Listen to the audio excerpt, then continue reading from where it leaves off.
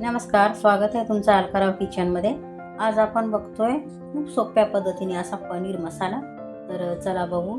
त्यासाठी मी इथे एक पॅन घेतलेला आहे आणि आता त्या पॅनमध्ये आपण थोडंसं तेल टाकून घेणार आहोत. अगदी थोडंसं तेल टाकायचं, 2 चम्मच. आणि त्या तेलावर आता आपण पनीर फ्राय करून घेणार आहोत, म्हणजे शॅलो फ्राय करायचा. मी पनीर असं स्वच्छ धुतलं आणि त्याचे असे थोडे लांबट काप करून घेतले. आणि आता आपण तेलावर शॅलो फ्राय करून घेणार आहोत पनीर.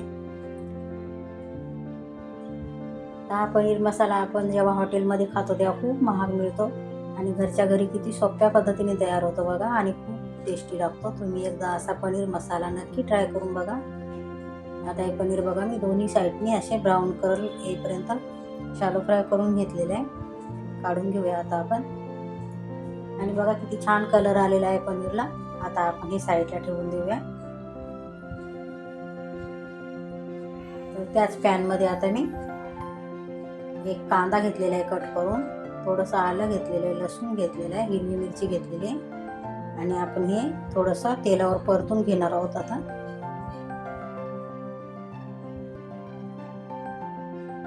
असं चांगलं जरा तेलावर सगळं आपण परतून घ्यायचं आहे.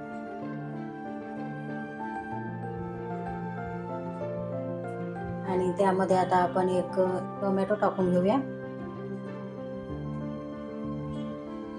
आणि टोमॅटो पण आपण चांगला परतून घेणार आहोत तेलावर. तर हा पनीर मसाला बघा किती कमी साहित्यामध्ये तयार होतो. खूप काही जास्त मसाले पण लागत नाहीत आणि टेस्टही तेवढीच चांगली आहे.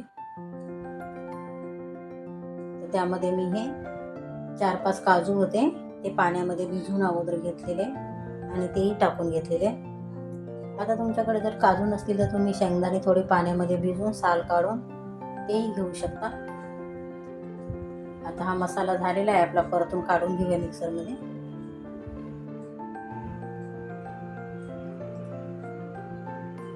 आणि हा मसाला थोडा आपल्याला थंड होऊ द्यायचा आहे. त्यामध्ये कोथिंबीर टाकून घ्यायची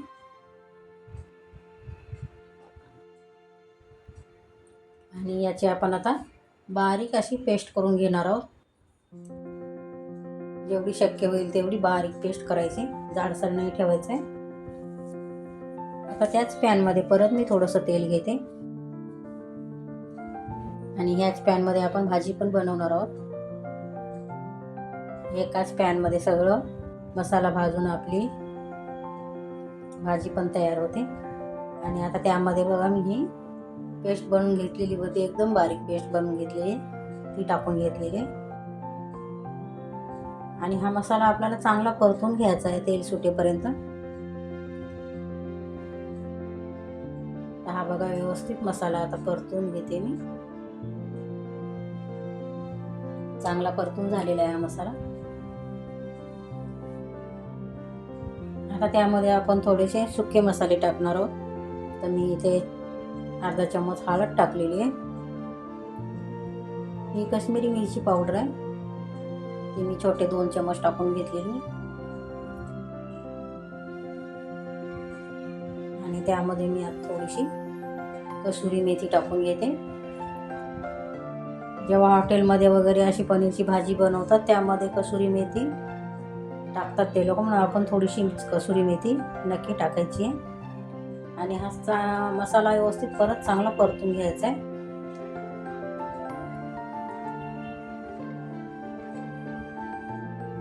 दोन मिनिटासाठी आपण झाकण ठेवून वाफ काढून घेतलेली आहे. हे बघा आता किती छान आपला मसाला परतून झालेला आहे. आता त्यामध्ये मी 1 चम्मच किचन किंग मसाला टाकलेला आहे. तर तुमच्याकडे जर किचन किंग मसाला नसेल तर तुम्ही गरम मसाला टाकू शकता. आणि चवीपुरतं मीठ टाकून घेतलेलं आहे. परत आपल्याला हे सगळं मस्त चांगलं व्यवस्थित परतून घ्यायचं आहे. तर ही भाजी चपाती बरोबर, नान बरोबर खूप छान लागते. तर घरच्या घरी आपण गव्हाच्या पिठाचे पण नान बनवू शकतो. आणि त्यामध्ये मी आता अर्धा ग्लास गरम पाणी टाकून घेतलेलं आहे.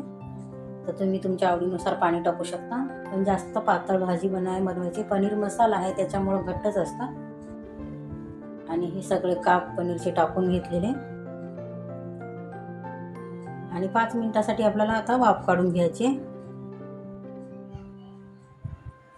आणि ही बघा रेडी आहे आपली भाजी. किती छान कलर आलेला आहे.